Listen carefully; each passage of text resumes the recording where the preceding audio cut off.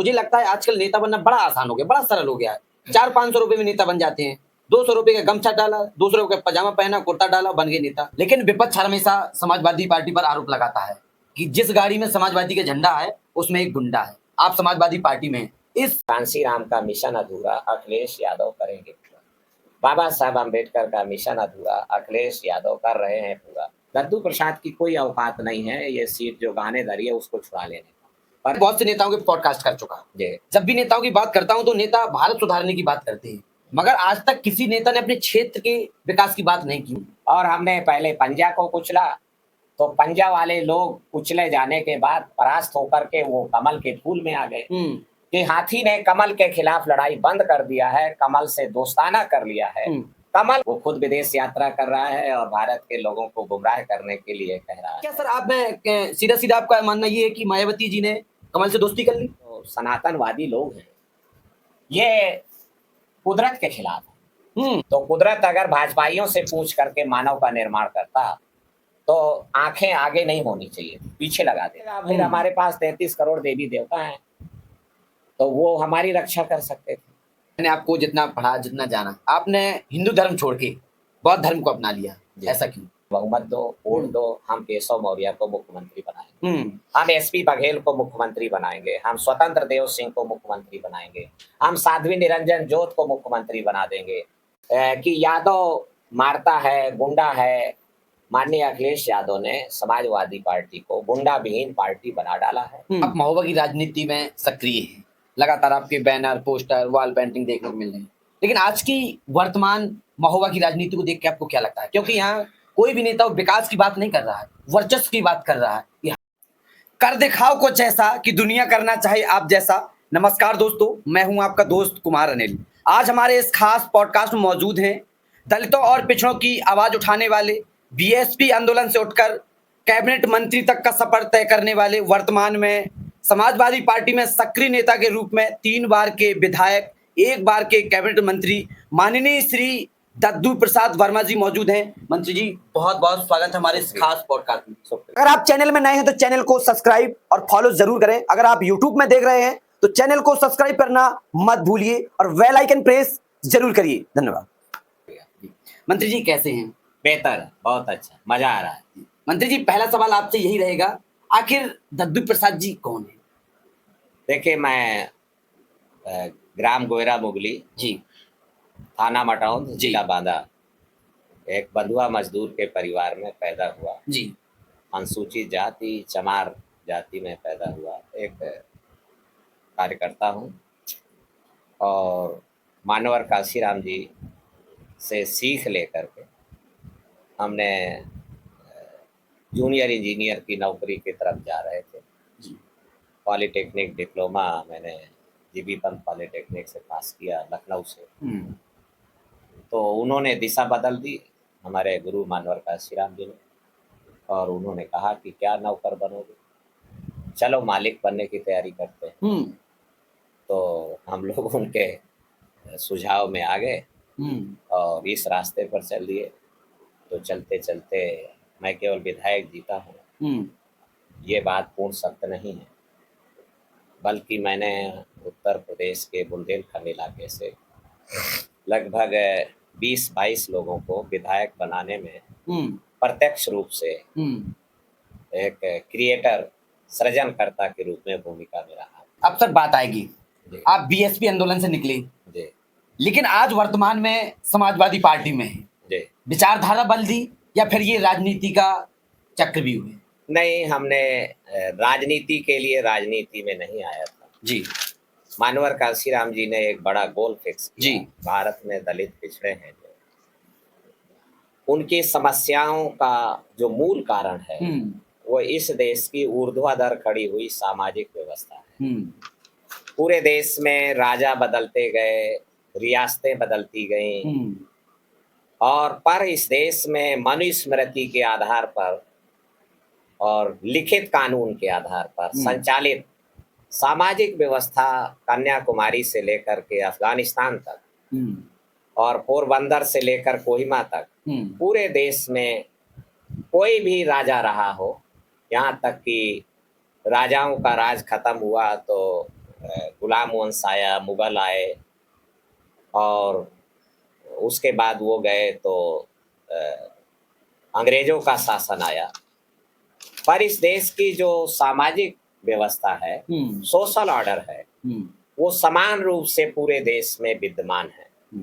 तो हमारी समस्या का, हमारी गरीबी, हमारा शोषण, हमारा उत्पीड़न, हमारी बेरोजगारी, हमारी अशिक्षा का मूल कारण इस देश की सामाजिक व्यवस्था है। जी। तो मानवर काशीराम जी ने हमारे दिल दिमाग में, पूरे देश के पीड़ित लोगों के दिल दिमाग में ये स्थापित किया कि आपको इस देश की सामाजिक व्यवस्था को बदलने के लिए काम करना है। जब तक इस देश की सामाजिक व्यवस्था को नहीं हिलाया जाएगा, समता, स्वतंत्रता, बंधुत्व और न्याय पर आधारित सामाजिक व्यवस्था की स्थापना नहीं होगी, जो भारत के संविधान की प्रस्तावना है, तो तब तक भारत के शोषित पीड़ितों को एक मानवता का हक अधिकार, समानता का हक अधिकार नहीं मिलेगा।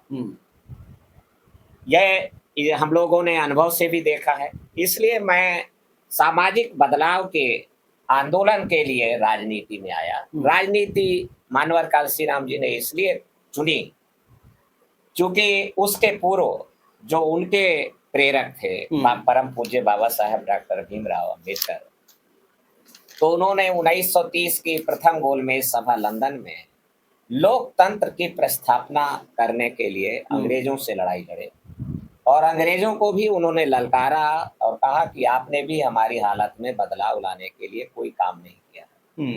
एक चाइनीज टेलर की तरीके से आपने भारत की सामाजिक व्यवस्था को ज्यों का त्यों संभाल के रखा है। मुगलों ने संभाल के रखा, आपने भी संभाल के रखा। इसलिए आप भारत छोड़ें, पर भारत छोड़ने के पहले भारत में जनता के द्वारा चुनी हुई, जनता के लिए काम करने वाली जनता की सरकार भारत में होनी चाहिए। बाबा साहब अम्बेडकर ने लोकतंत्र की दरखास्त, लोकतंत्र के लिए पहल इसलिए किया कि उन्हें पता था कि शोषितों पीड़ितों की आबादी भारत में बहुसंख्यक 90% है, और जो लेडीज है भारत में, नारी है, वो मोस्ट विक्टिम है, वो शूद्रों से भी ज्यादा पीड़ित है। तो इसलिए अगर उसकी संख्या को इंक्लूड कर लेते हैं तो ये संख्या लगभग 95% हो जाती है जी। केवल 5% जो बुर्जुआ वर्ग कहें, शोषक वर्ग कहें, सामंतवादी ताकतें कहें, मनुवादी ताकतें कहें, भिन्न भिन्न नाम से इनको पुकारा जाता है, केवल उनकी संख्या 5% है, और 95% आबादी शोषित पीड़ित है, दुख झेल रही है।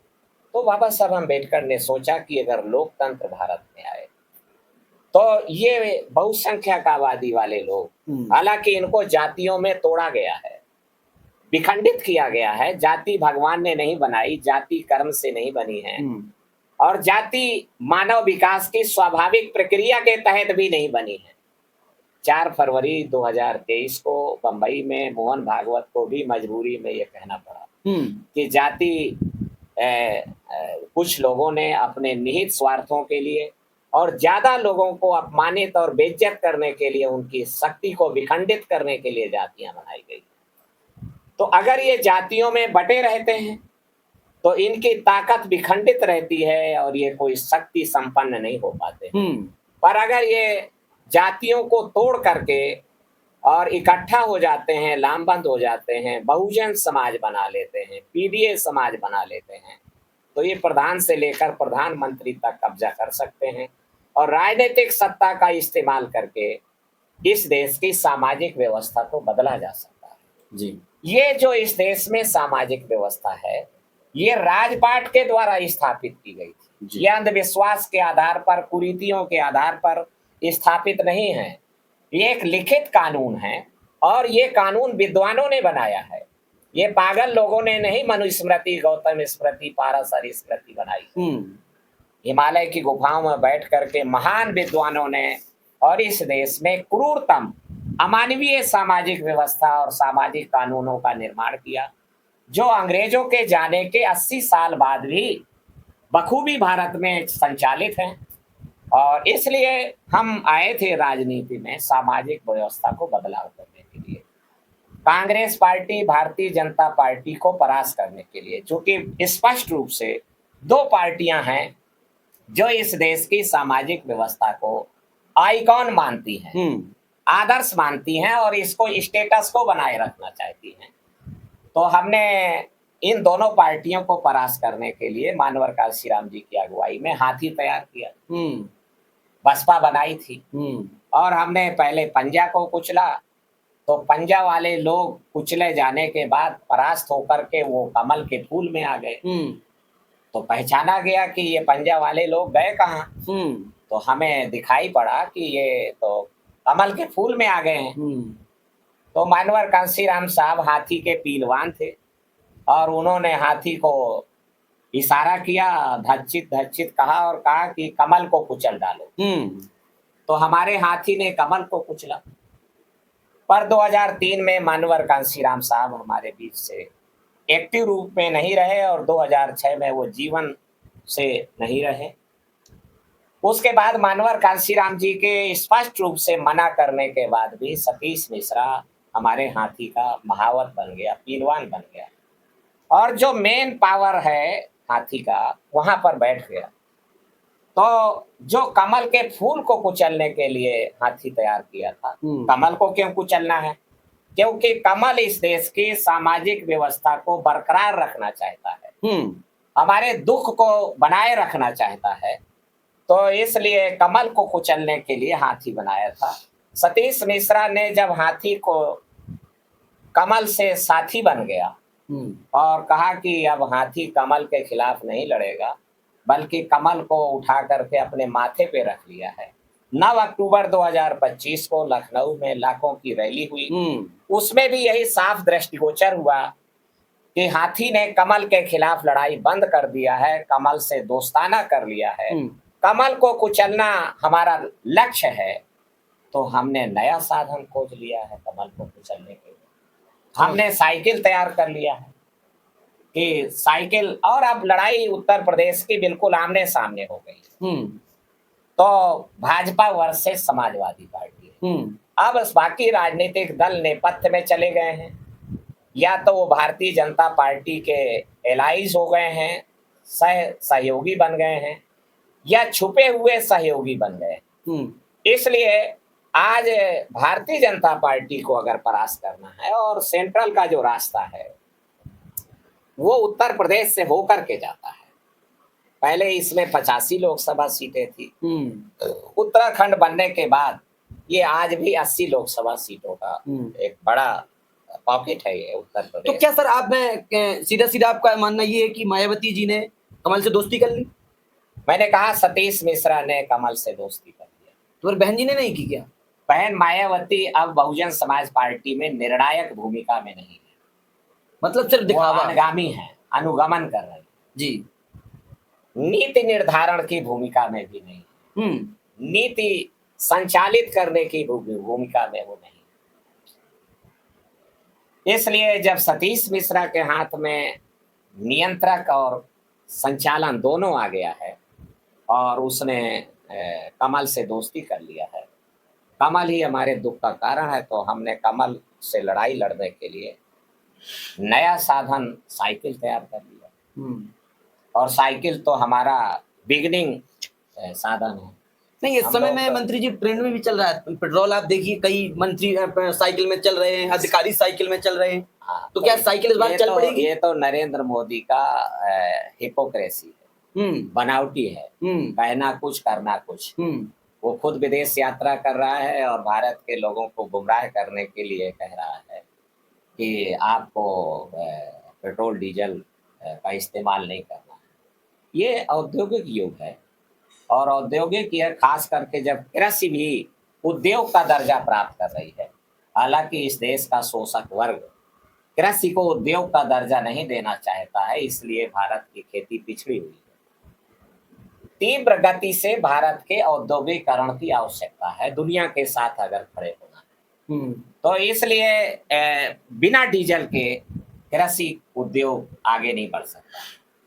तो इसलिए अब वो जमाने चले गए, खास करके जब बैलों की खेती होती थी, तो अब तो उस पे तो आप पर जो सनातनवादी लोग हैं ये कुदरत के खिलाफ हैं। अगर इनका बस चले तो कुदरत अगर भाजपाइयों से पूछ करके मानव का निर्माण करता तो आंखें आगे नहीं होनी चाहिए थी, पीछे लगा देता। तो ये अतीत को देखते रहते, मंत्रमुग्ध होते रहते, अतीत में सम्मोहित रहते। दुनिया की जो कौमें पीछे ही सम्मोहित हो जाती हैं वो पिछड़ जाती हैं, पीछे जाने लगती हैं। दुनिया की जो कौमें सपना देखती हैं, आगे देखती हैं, वो कौमें दुनिया में नंबर 1 पर आगे खड़ी हो जाती हैं। 250 साल पहले अमेरिका एक वीरान जंगल था, वहाँ कोई संस्कृति और सभ्यता नहीं थी, पर दुनिया के अग्र सोची लोग और सपना देखने वाले लोग वहां पहुंचे, जंगल को साफ किया, शहर बसाए और तीव्र दुनिया की A क्लास की प्रतिभा फिल्टर होकर के, माइग्रेट होकर के, इसलिए माइग्रेशन भी मानव सभ्यता के विकास में कोई बाधक नहीं है। पलायन, आदमी जब स्थानांतरित होता है तो नए रास्ते खोलता है, इनोवेशन करता है जी।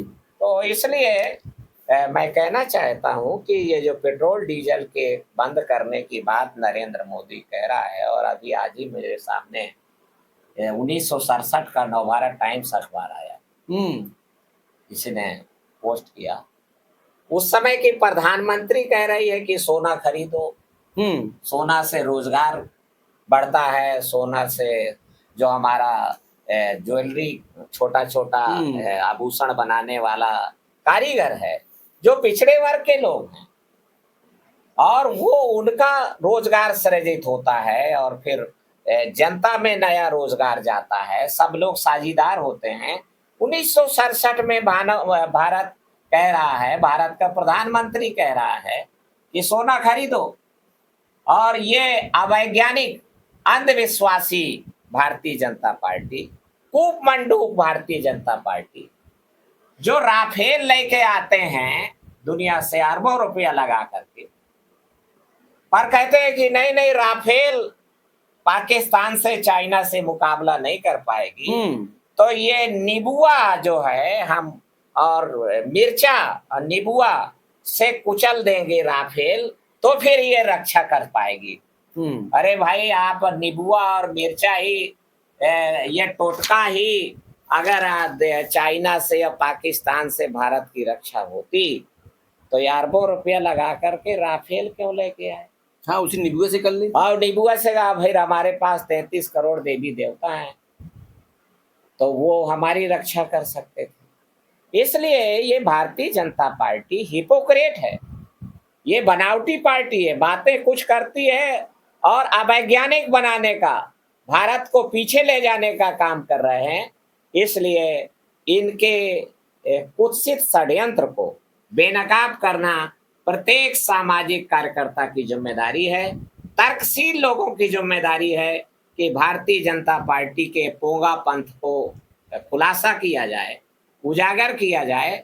ये पीछे ले जा रहे हैं, देश को अवैज्ञानिक बना रहे हैं, मैं यही कहना चाहता हूँ। इसलिए हमने कमल के फूल को मुकाबला करने के लिए साइकिल को, और माननीय अखिलेश यादव को मैं धन्यवाद दूंगा कि उन्होंने सनय सनय समाजवादी पार्टी को रूपांतरित किया है। जी।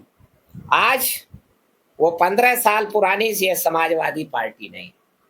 मैं बहुजन समाज पार्टी में था 2010-11 में, और मैं देख रहा था कि क्रिमिनल एलिमेंट्स के प्रवेश में माननीय अखिलेश यादव ने 2010 में ही फाटक बंद कर दिया।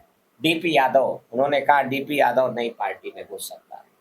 फिर कौमी एकता दल या कुछ ऐसा बना करके मुख्तार अंसारी वो समाजवादी पार्टी से अलायंस करना चाहता था, बातें लगभग फाइनल हो गई थी, पर माननीय अखिलेश यादव जो समाजवादी पार्टी में जूनियर लीडर थे, उन्होंने अदम्य साहस का परिचय दिया और खड़े हो गए, अपने पापा से कहा कि नहीं, हम क्रिमिनल एलिमेंट्स को समाजवादी पार्टी में नहीं घुसने देंगे। जो इलाहाबाद के भी समाजवादी पार्टी के अंदर लोग थे और क्रिमिनल बैकग्राउंड के थे, उनको उन्होंने निकाला है।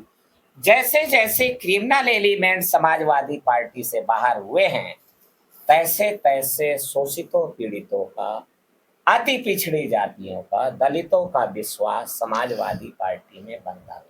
अब सर बात आएगी, आपने समाजवादी पार्टी की बात की, लेकिन विपक्ष हमेशा समाजवादी पार्टी पर आरोप लगाता है कि जिस गाड़ी में समाजवादी के झंडा है उसमें एक गुंडा है। आप समाजवादी पार्टी में हैं। इस कथन को कहाँ तक सही मानते हैं? ये कथन है या सिर्फ बनावटी है?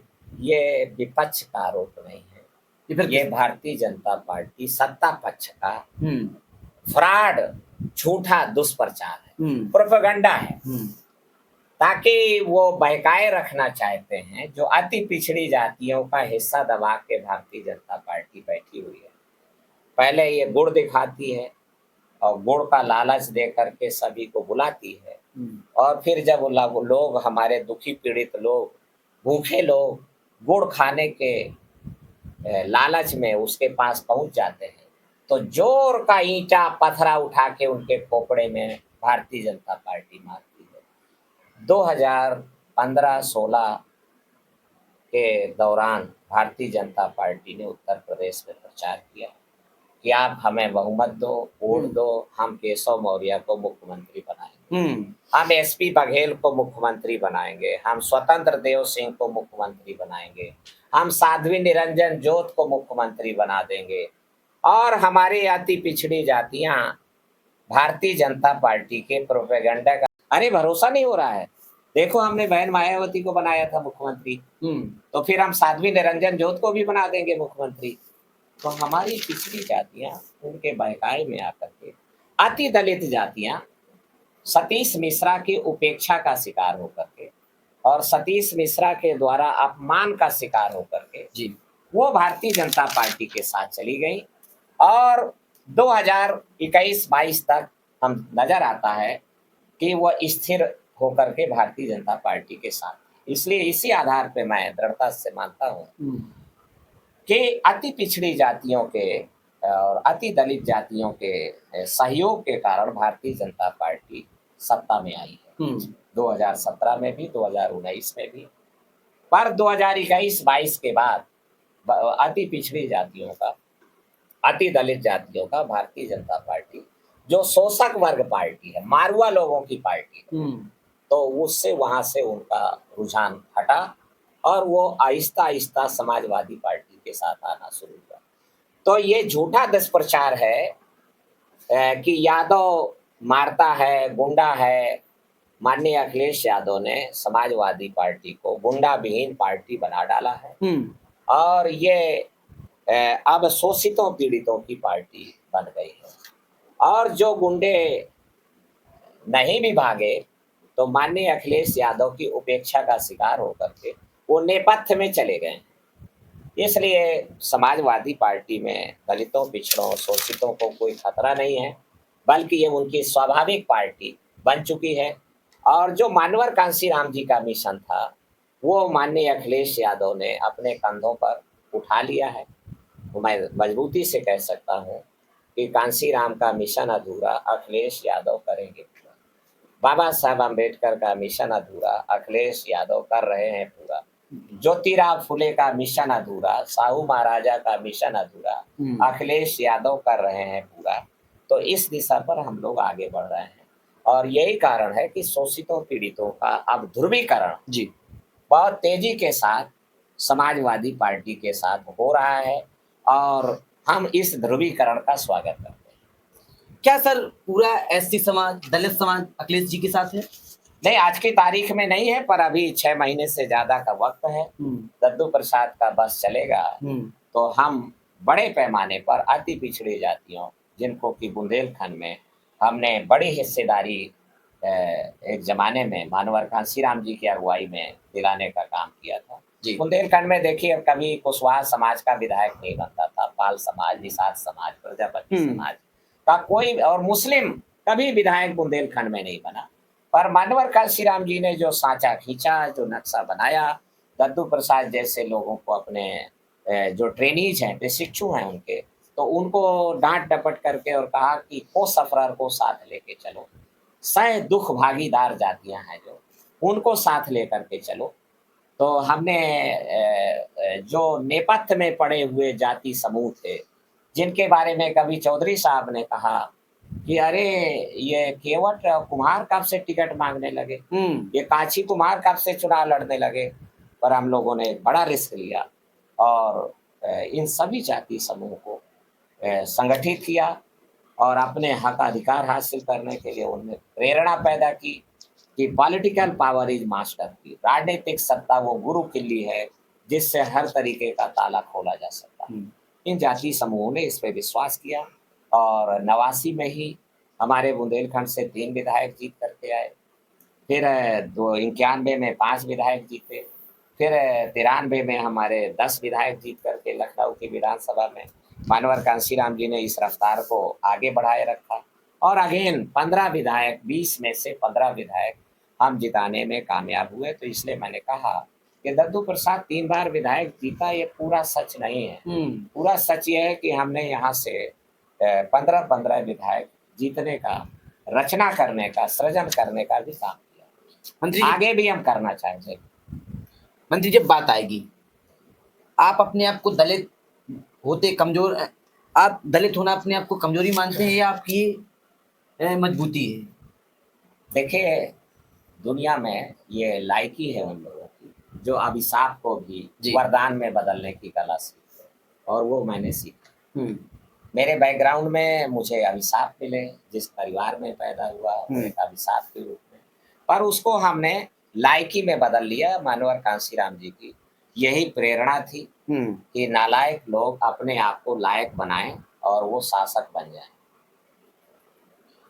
अब मंत्री जी बात आएगी, जनता अक्सर सवाल पूछती है, नेता का 5 साल में सब कुछ बदल जाता है, जैसे चुनाव जीतते हैं सब कुछ बदल जाता है, उसकी रहन सहन, बंगला, गाड़ी घोड़ा सब बदल जाता है, लेकिन क्षेत्र का और जनता का कुछ नहीं बदलता है।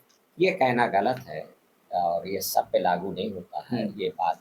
देखिए, भारत में लोकतंत्र उन लोगों के लिए वरदान है जिनकी आबादी ज्यादा है, पर लोकतंत्र उन लोगों के लिए नुकसानदायक है जिनकी आबादी कम है।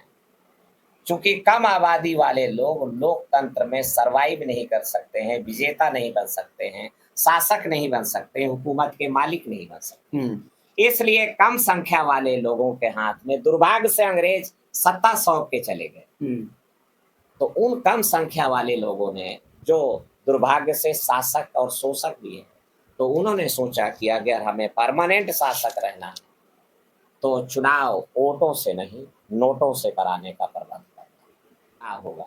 और मेरा स्पष्ट रूप से मानना है कि धनवानों के धन का सहारा लेकर, धन के बल पर धनवानों को जिताकर जो हुकूमत बनेगी, अनिवार्य रूप से वो हुकूमत धनवानों के ही काम आएगी, निर्धनों के काम नहीं आएगी। और पीछे 75 सालों में अधिकांश बार धनवानों के ही हाथ में हुकूमत आई है, कुछ अपवाद स्वरूप कुछ वर्षों को छोड़ करके।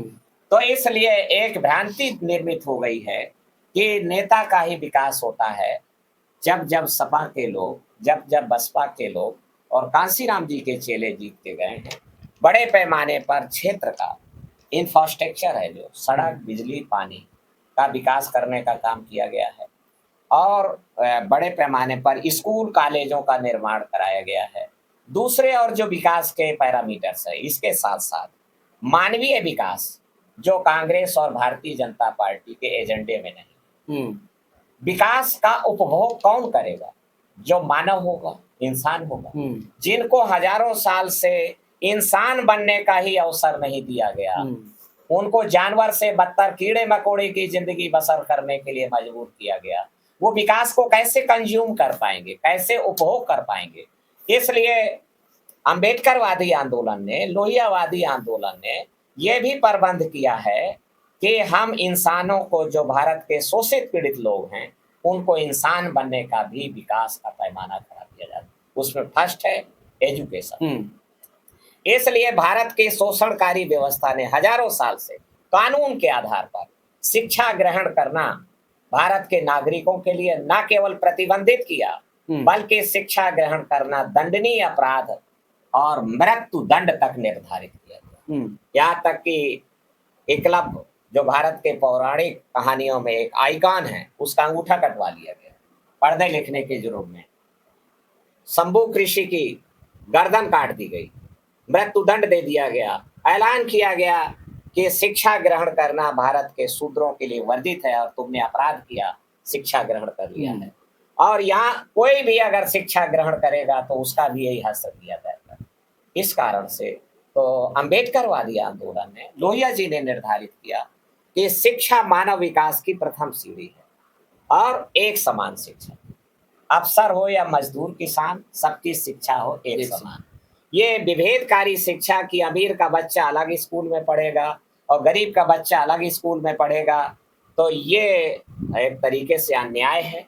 इसलिए लोहियावादी अम्बेडकरवादी आंदोलन में और बाबा साहब अम्बेडकर ने संविधान के अनुच्छेद 21 में प्रबंध किया कि 6 साल से 14 साल तक की उम्र के सभी बालकों को निःशुल्क, अनिवार्य और एक समान शिक्षा देने का प्रबंध स्टेट करेगी, अर्थात राज्य की जिम्मेदारी है, वो करेगा। राज्य केंद्र सरकार भी है और राज्य सरकारें भी हैं, तो ये स्टेट की जिम्मेदारी है। पर स्टेट तो दोहरी शिक्षा विकसित कर रखा है। अमीर का बच्चा जवाहर नवोदय विद्यालय, केंद्रीय विद्यालय में पढ़ेगा, कॉन्वेंट स्कूल, मॉन्टेसरी स्कूल में पढ़ेगा और गरीब का बच्चा प्राइमरी में पढ़ेगा।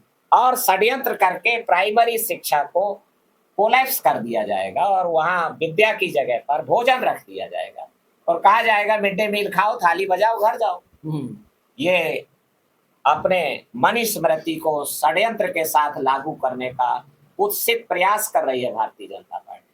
और अब तो वो विद्यालय बंद करा रहे हैं और मदिरालय हर गली कूचे मोहल्ले में खोल रहे हैं। ये देश के लिए शर्मनाक है कि सरकार, भारतीय जनता पार्टी जनता को दारू पिला करके राजस्व संग्रह कर रही है। उस देश को पतन के रास्ते से कोई नहीं बचा सकता है जो अपने नागरिकों को शराबी बना करके और राजकोष भरने का प्रबंध करे। अभी उत्तर प्रदेश के अप्रैल में आई हुई रिपोर्ट है आबकारी विभाग की, और उन्होंने गर्व के साथ अनाउंस किया कि उत्तर प्रदेश के गरीबों को हमने जबरिया शराब पिला करके उनके जेब से 60,000 करोड़ रुपया निकाल लिया है और राजकोष में जमा करा दिया है। और लगभग मेरा मानना है कि 15,000 करोड़ रुपया शराब के ठेकेदारों के पास चला गया है और 10,000 करोड़ रुपया शराब के सेल्समैन के पास पहुंच गया है। तो लगभग 85,000 करोड़ रुपया उत्तर प्रदेश के गरीबों के जेब से डकैती डालने का काम योगी आदित्यनाथ की सरकार ने किया। मदिरालय बढ़ा रहे हैं और विद्यालय बंद करा रहे हैं। माननीय अखिलेश यादव ने 21 अप्रैल 2026 को ऐलान किया कि हम प्राथमिक शिक्षा को अपग्रेड करके समाजवादी सरकार और केंद्रीय विद्यालय, जवाहर नवोदय विद्यालय के लेवल पर लाने का काम करेंगे ताकि प्रत्येक नागरिक अपने बच्चे को प्राइमरी स्कूल में पढ़ाने में गौरव और भविष्य सुरक्षित है ऐसा महसूस करे। और ऐसा किया जा सकता है, कोई संभव नहीं है। दिल्ली मॉडल इसका उदाहरण। जी, अब सर बात आएगी, मैंने आपको जितना पढ़ा, जितना जाना, आपने हिंदू धर्म छोड़ के बौद्ध धर्म को अपना लिया, ऐसा क्यों? देखिए, मैं कभी भी, मेरे पिताजी हिंदू नहीं थे, मेरे बाबा भी हिंदू। हम तड़पते हैं कि क्षण मात्र को हम हिंदू हो सके। पर मेरे पुरखों को, हमारे पूरे बिरादरी को, पूरे समाज को कभी भी हिंदू होने का अवसर नहीं मिलता था। हिंदू वही है जिसका उपनयन संस्कार हो, और उपनयन संस्कार केवल द्विज जातियों के लिए अनुमति है। हिंदू धर्म के सनातन कानून के आधार पर द्विज जातियों को ही उपनयन संस्कार की इजाजत है। ब्राह्मण, क्षत्रिय और वैश्य, शूद्र जातियां हैं, उनका किसी का भी उपनयन संस्कार। मैंने एक दिन केशव मौर्य से पूछ लिया कि आपका उपनयन संस्कार हुआ है? तो बोले ये क्या होता है। मैं एक मीटिंग में स्वतंत्र देव के साथ था मऊ जिले में, तो मैंने पूछा कि आपका उपनयन संस्कार हुआ है? वो RSS के प्रशिक्षित व्यक्ति, तो वो नहीं जानते थे कि उपनयन संस्कार क्या होता है। तो जो ब्राह्मण धर्म है, सनातन धर्म है, उसमें नीति है कि जो ब्राह्मण, क्षत्रिय, वैश्य है, जिसको द्विज कहा जाता है, द्विज उपनयन संस्कार के बाद ही कहा जाता है। 2 बार जन्मा, द्विज माने 2 बार जन्मा, एक माँ के गर्भ से जन्मा है और दूसरा वो संस्कार, और प्रथम संस्कार है उपनयन संस्कार, उससे जन्मा है। तो हमें तो नहीं मिला। बाबा साहब अम्बेडकर तड़पते रहे कि मैं हिंदू हो जाऊं, तो हिंदू तो नहीं हो पाए। हमारे तमाम के विद्वान जो पिछड़े वर्गों में पैदा हुए, साहू महाराजा राजा होकर के भी उनको हिंदू होने का अवसर नहीं मिला। महात्मा ज्योतिराव फुले जो कि चमार नहीं थे, पिछड़े वर्ग में पैदा हुए, वो हिंदू होने के लिए छटपटाते रहे और वो हिंदू नहीं हो पाए। उनको लिए शिक्षा ग्रहण करना फतवा जारी कर दिया कि ये अपराध कर रहा है। उनके माता पिता को उकसा दिया गया, बहका दिया, उनको घर से निकाल दिया, उनकी बिरादरी को बहकाया गया और उनका सामाजिक बहिष्कार करा दिया गया ज्योतिराव फुले का। तो हम हिंदू कहाँ? तो मैं भी, मेरे पिताजी, मेरे बाबा लोग हिंदू नहीं थे। तो हमें धर्म की लालसा पैदा हुई, तो हमारे लिए हमने हिंदू बना दी। तो उन्होंने कहा नहीं, अंत्यज अछूत हिंदू नहीं हो सकता। तो फिर हमने बौद्ध धर्म, बाबा साहब अम्बेडकर का अनुसरण किया और हमने त्रिशरण पंचशील धारण किया और हम बौद्ध हो गए। सर, एक दलित होना कभी ऐसा महसूस हुआ कि लोग बैठे हम हो? बौद्ध थे, इसी कारण से बहिष्कृत हुए और बहिष्कृत के बाद हम अछूत में बदल गए। हम दलित नहीं थे, हम बौद्ध थे। देर तक बौद्ध बने रहे। मौर्य साम्राज्य के पतन के पश्चात एक स्वर्णिम काल है भारत का, जब 1000 वर्षों तक बौद्ध धर्म की पंचशील के द्वारा नियंत्रित और निर्देशित मौर्य साम्राज्य का स्वर्णिम काल रहा। मौर्य साम्राज्य का शुंग वंश ने पतन किया और शुंग वंश के पतन के पश्चात तो इस देश में वर्ण व्यवस्था को सख्ती के साथ लागू किया गया। तो इसलिए जो तमाम, जब उनका शासन आ गया तो हमारे अनेक सत्ता के मोह में उनके साथ चले गए, वहां पर उनको हिंदू नहीं होने का अवसर मिला। हमारी जो ऊंचे उठी हुई पिछड़ी जातियां, वो अपने आप को हिंदू कहती तो हैं, पर माननीय अखिलेश यादव का उपनयन संस्कार नहीं हुआ।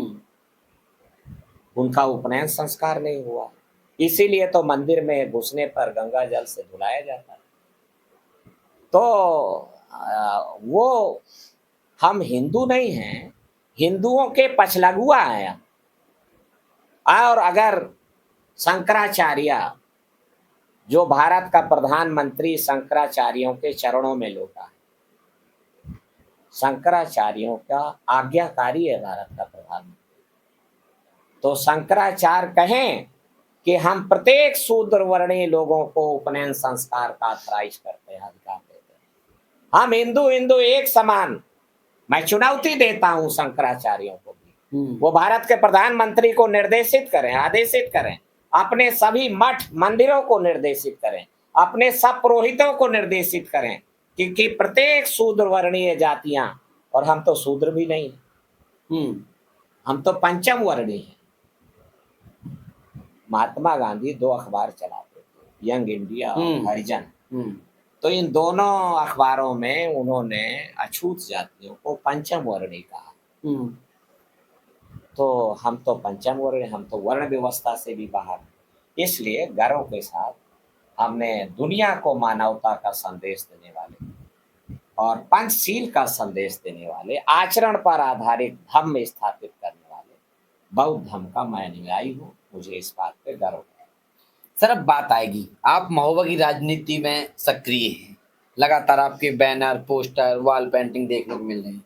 लेकिन आज की वर्तमान महोबा की राजनीति को देख के आपको क्या लगता है? क्योंकि यहाँ कोई भी नेता विकास की बात नहीं कर रहा है, वर्चस्व की बात कर रहा है कि हम बेहतर हैं, हम बेहतर करेंगे, हमारा ये जाति है, वो है, फलाना ठिकाना। तो आप किस नज़र से महोबा की राजनीति को देखते हैं?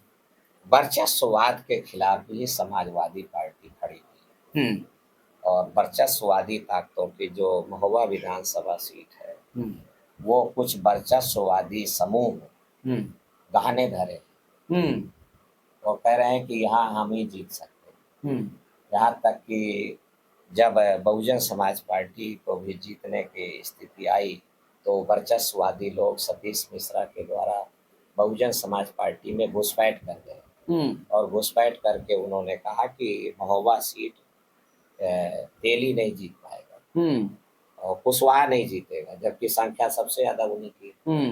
तो सतीश मिश्रा हमें मौका दो तो हम सीट जीत लेंगे। तो 2 बार बसपा जीती महोबा सीट, पर दोनों बार वो वर्चस्ववादी जाति समूह के लोग ही जीते। तो इस बिना पर वो कहते हैं कि हम गाने धरे हैं सीट। अच्छा, महोबा विधानसभा। हाँ, हमारे अलावा कोई कब उठेगी, गाना कब उठा पाएंगे? तो माननीय अखिलेश यादव ने इसलिए दद्दू प्रसाद चमार को आगे किया है। चमारों के 60,000 वोट अकेले हैं और चमारों में भाईचारा बनाने की अदम्य क्षमता है।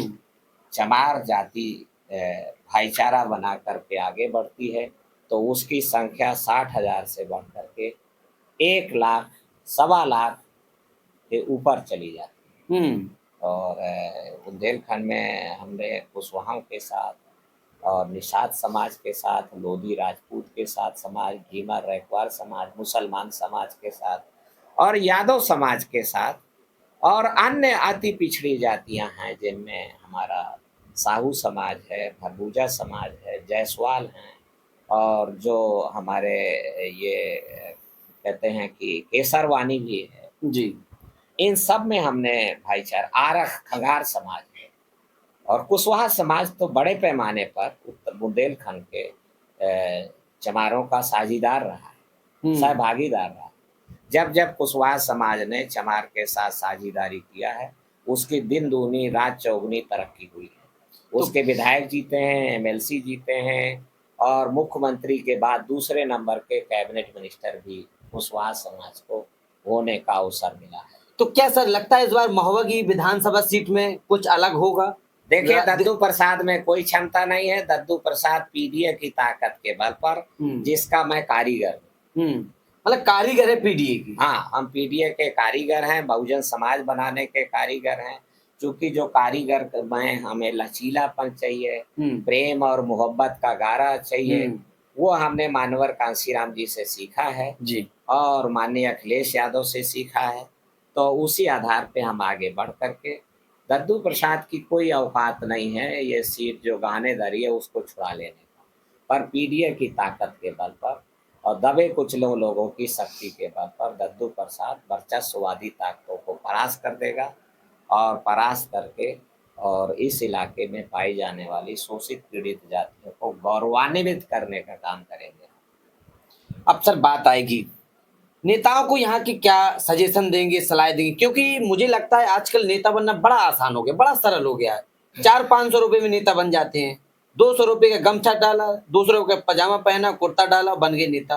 लेकिन नेता के गुण होते नहीं। वास्तव में जो जमीनी नेता होते हैं उनमें क्या गुण होने चाहिए, जनता को क्या देखना चाहिए कि ये हमारे लिए विकास करे? देखिए, बड़ा काम जो हमारे सामने है शोषितों पीड़ितों जी, तोड़ी गई जातियों को जोड़कर उनका बहुजन समाज, पीडीए समाज जी।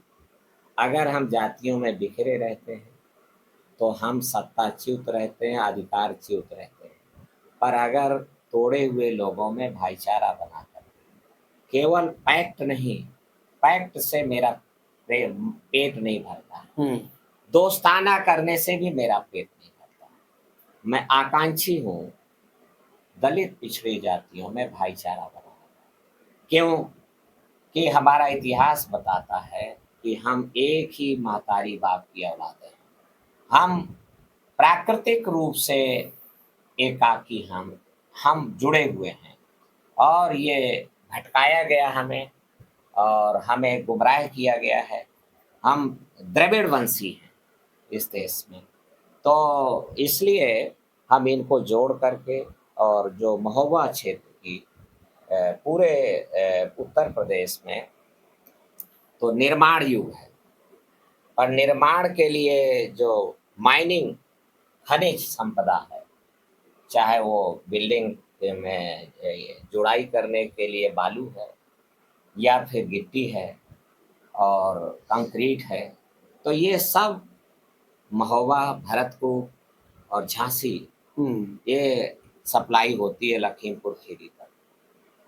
तो इस खनिज उद्योग को जो उपलब्ध कानून है, उन कानूनों को सख्ती से साथ लागू कराया जाए और खनिज को पूरी तरीके से एक उद्योग को व्यवस्थित करने के लिए और खनिज में जो मजदूर है उस मजदूरों के हितों का भी संरक्षण हो, सेफ गार्ड भी बनाए जाए, खनिज उद्योग का विकास भी हो, जो खनिज में कैपिटल लगाने वाले लोग हैं उनके भी हितों का संरक्षण हो, जो महोबा में यहाँ पर जो क्रेशर लगा रहे हैं, खदानें चला रहे हैं, साथ ही साथ उनको फाउल होने का भी अवसर ना दिया जाए, मजदूरों के हितों के लिए भी वेलफेयर कल्याणकारी तरीके से वो काम करें, तो इसके लिए भी हम काम करेंगे।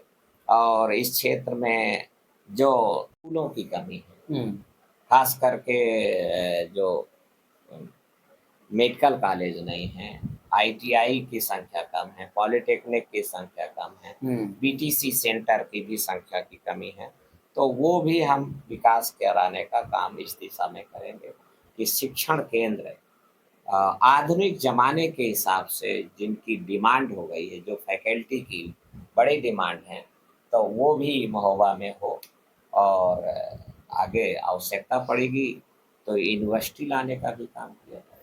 सर बात आई, जनता कंफ्यूज रहती है, जनता को पार्टी देखकर वोट देना चाहिए या क्षेत्र का कैंडिडेट देख के वोट देना चाहिए? दोनों देख करके वोट देना चाहिए। पार्टी की नीतियां भी स्पष्ट हो और स्वावलंबी कैंडिडेट, शोषक वर्ग के नोटों का सहारा लेकर, शोषक के वोटों का सहारा लेकर, शोषक के सपोर्ट का सहारा लेकर के दद्दू प्रसाद भी जीत के जाएगा तो शोषक वर्ग का गुलाम बन के रह जाएगा। इसलिए शोषित पीड़ितों को अगर निर्द्वंद अपना उम्मीदवार चाहिए, अपना निर्द्वंद विधायक चाहिए, चंगुल मुक्त विधायक, चरखारी सीट बड़े पे दिनों तक रिजर्व रही है और वहां से हमारा अनुभव है कि चंगुल का विधायक हमेशा जीतता रहा है। तो चंगुल मुक्त विधायक चाहिए, तो शोषितों पीड़ितों को अपने पैरों पर खड़े होकर के अपना थोड़ा थोड़ा साधन, छोटे छोटे साधनों का बड़े पैमाने पर उपयोग करके अपना नोट, अपना सपोर्ट, अपना वोट लगा करके जिस भी उम्मीदवार को जिताएंगे वो उनके लिए काम करेगा, उनके प्रति वफादार रहेगा और कम खर्चे में चुनाव लड़ाने की परंपरा और व्यवस्था हमें करनी चाहिए। जितना ज़्यादा खर्चा होगा, क्योंकि भारत का नौजवान अब भ्रष्टाचार से ऊब चुका है, पर भ्रष्टाचार की जननी कहाँ है? भ्रष्टाचार पैदा कैसे होता है? तो खर्चीला और महंगा चुनाव भ्रष्टाचार को जन्म देता है। जो उम्मीदवार 100 करोड़ रुपया खर्चा करेगा और 100 करोड़ रुपया खर्चा करके चुनाव लड़ेगा और फिर जीत जाएगा, तो वो 500 करोड़ का घोटाला करेगा। बिल्कुल करेगा। और जब 500 करोड़ का घोटाला करेगा तो सीबीआई के और ईडी के जाल में फंस जाएगा और सारी क्रांतिकारिता ध्वस्त हो जाएगी और फिर वो शोषक वर्ग का गुलाम हो जाएगा। एक परिवार उसका उदाहरण है। उनके पिताजी बड़े क्रांतिकारी होते थे और इसी कारण वो जनता में पॉपुलर भी हुए, पर उनके बच्चे आज वो भारतीय जनता पार्टी के चंगुल में फंस गए। क्यों? क्योंकि उनको पता है कि हमने कुछ गड़बड़ किया है और उसको बचाने के लिए हमें जालिम के यूनिया करके और निहुर करके और उनके अंदर चले जाना है। इसलिए भारत में बदलाव चाहिए, तो कम खर्चे पर चुनाव, ये अब हमें अपनी जनता को जागरूक करना होगा। और मैं लगा हूँ कि जितना खर्चीला चुनाव उतना ही ज़्यादा घोटाला, उतना ही ज़्यादा भ्रष्टाचार, उतना ही ज़्यादा फिर आपका नेता बंधुआ मजदूर हो जाएगा, गुलाम बन जाएगा, बिल्कुल जालिम के द्वारा। इसलिए चंगुल मुक्त विधायक चाहिए, तो कम खर्चे में जीतने वाला उम्मीदवार चाहिए। अब बात आएगी सर, मैं बहुत से नेताओं के पॉडकास्ट कर चुका जी। जब भी नेताओं की बात करता हूं तो नेता भारत सुधारने की बात करते हैं, मगर आज तक किसी नेता ने अपने क्षेत्र के विकास की बात नहीं की। वो कहते हैं हम भारत को ऐसा देखना चाहते हैं, हम प्रदेश को ऐसा देखना चाहते हैं, मगर अपनी विधानसभा को अच्छा देखना क्यों नहीं चाहते, उसकी बात क्यों नहीं करते? नहीं, हम ऐसा ही ख्याल रखते हैं। तो मैं मानिकपुर में था, तो वहाँ 4 इंटर कॉलेज हमने स्थापित जी। किए अपने जन सहयोग के बल पर। जी। प्राइवेट स्कूल इंटर कॉलेज जो पाल समाज के आगे करके कॉलेज बनाए, भंगार समाज को द्वारा प्रबंधन करके, दलितों के द्वारा प्रबंधन करके स्कूल कॉलेज खड़े किए हैं। पॉलीटेक्निक 2 और 3 हमने ITI वहाँ स्थापित करने का, डिग्री कॉलेज बनाने का काम किया है। और हर गांव, हर बसावट में हम प्राइमरी स्कूल ले गए हैं। भारत का प्रधानमंत्री शिक्षा पे पैसा नहीं लगाना चाहिए। क्यों? क्योंकि शिक्षा तो सवाल पैदा करती है। प्रकार नहीं, शिक्षा समाधान भी पैदा करती है। ये कहना अर्ध सत्य है। अच्छा, कि शिक्षा सवाल पैदा करती है ना, मतलब शिक्षा समाधान भी पेश करती है। तो इसलिए वो शिक्षा नहीं देना चाहते हैं, क्योंकि ये समाधान खोज लेंगे। अच्छा, सवाल से ज्यादा उनको समाधान से डर है। इसलिए भारत का प्रधानमंत्री ऐसा सोचता है कि भारत में दलित पिछड़े बच्चा अगर शिक्षित हो जाएगा तो ये जाग जाएगा, चेतनाशील बन जाएगा। इनकी आबादी ज़्यादा है तो ये अपने उसके आधार पर वोट ज़्यादा है, गांव के प्रधान बन जाएंगे, ब्लॉक प्रमुख बन जाएंगे, विधायक बन जाएंगे, सांसद बन जाएंगे और मुख्यमंत्री प्रधानमंत्री बन जाएंगे। इसलिए वो शिक्षा को गिरा रहे हैं, शिक्षा को रोक रहे हैं। ये तो विश्व बैंक की मदद से प्राइमरी स्कूल हर बसावट तक पहुंच गए। जी। भारत का प्रधानमंत्री गांव में प्राइमरी स्कूल नहीं खोलना चाहता। विश्व बैंक ने प्रेशर दिया कि तुम कैसे हो, इतने वर्षों से तुम अनलिटरेसी का, निरक्षरता का कलंक नहीं मिटा सके हो। भारत के प्रधानमंत्री ने कहा कि क्या करें साहब, हमारे पास फंड नहीं है। तो विश्व बैंक ने बोरा खोल दिया कि भारत के प्रधानमंत्री जितना पैसा ले जाना चाहे ले जाए और गांव में हर बसावट में स्कूल खोले। स्कूल खुल गए, बिल्डिंगें बन गई, पर टीचर नहीं लगाए गए, शिक्षक नहीं लगाए गए। जबकि ये शिक्षक लगाना चाहते तो शिक्षक बनाने की जो इंस्टीट्यूशन है वो ज्यादा बड़ी संख्या में खोल देते। नहीं किया तो मजबूरी में इन्हें शिक्षा मित्र लाना पड़ा। 1997-98 में शिक्षा मित्र लाए, पर शिक्षा मित्रों ने गजब का काम किया। क्योंकि कच्ची नौकरी पक्का काम, पक्की नौकरी कच्चा काम। तो शिक्षा मित्र की नौकरी कच्ची थी तो काम पक्का किया, चोखा काम किया। दूसरा एक कारक और था कि शिक्षा मित्र उसी गांव में पढ़ाता था जहाँ का रहने वाला, तो उसका अपना बच्चा, अपना भतीजा, अपने मोहल्ले के लोग भी पढ़ने आते थे। अपनेपन का भाव था। तो उसने मन लगा के पढ़ाया तो सत्ताधीशों का सिंहासन हिल गया। उन्होंने कहा शिक्षा मित्र तो क्रांति ला देंगे, बच्चे को पढ़ा देंगे। तो उन्होंने शिक्षा मित्रों के खिलाफ षड्यंत्र रचना, जो 40,000 रुपया तनख्वाह हो गई थी, माननीय अखिलेश यादव ने कर दिया, उसको घटा के 10,000 रुपए पे ले आए। अभी सुप्रीम कोर्ट ने बहुत डांटा फटकारा भारत उत्तर प्रदेश के मुख्यमंत्री को, तब जाकर के 18,000 किया है। तो शिक्षा मित्र के कर्मठता का मैं स्वागत करता हूँ और बहुत ही लॉयल्टी और परिश्रम के साथ उन्होंने काम किया है। शिक्षा मित्र अगर अपने गांव में ही तैनात रहेगा तो निश्चित रूप से बड़ा काम करेगा, उसका भी अपना बच्चा वहाँ पढ़ता है।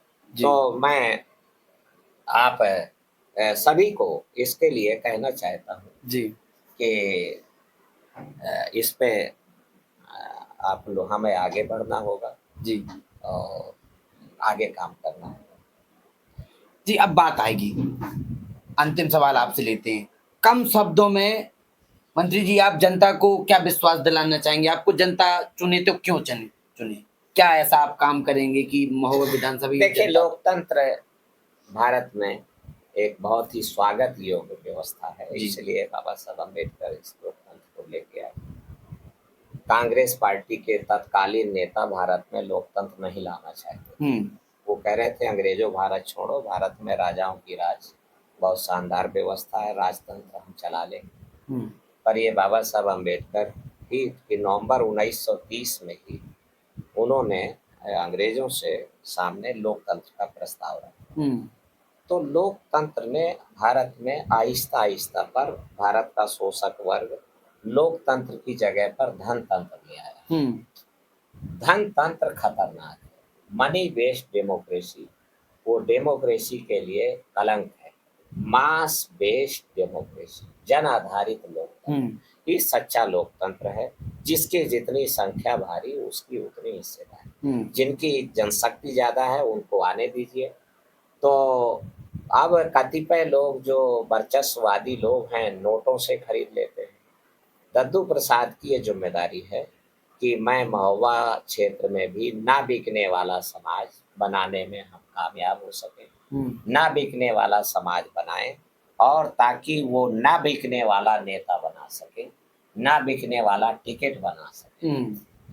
तो इस दिशा में हम अगर यहाँ से जीतते हैं तो जो महोबा जिले में पंचायत के चुनाव हैं तो जन सहभागिता उसमें हम लाने का काम करेंगे। यहाँ के जो जिला पंचायत क्षेत्र हैं, यहाँ के जो ब्लॉक प्रमुख क्षेत्र हैं, उन पे भी हम शोषितों पीड़ितों की हिस्सेदारी मजबूत करेंगे। सरपंच के प्रधान के जो पद हैं उस पे, और हम समतावादी समाज, समता, स्वतंत्रता और बंधुत्व और न्याय पर आधारित सामाजिक व्यवस्था की स्थापना करना हमारा मकसद होगा और लक्ष्य होगा, और इसको हम पूरा करेंगे। मानवता पर आधारित सामाजिक व्यवस्था की स्थापना करेंगे, वैज्ञानिकता पर आधारित समाज बनाने का काम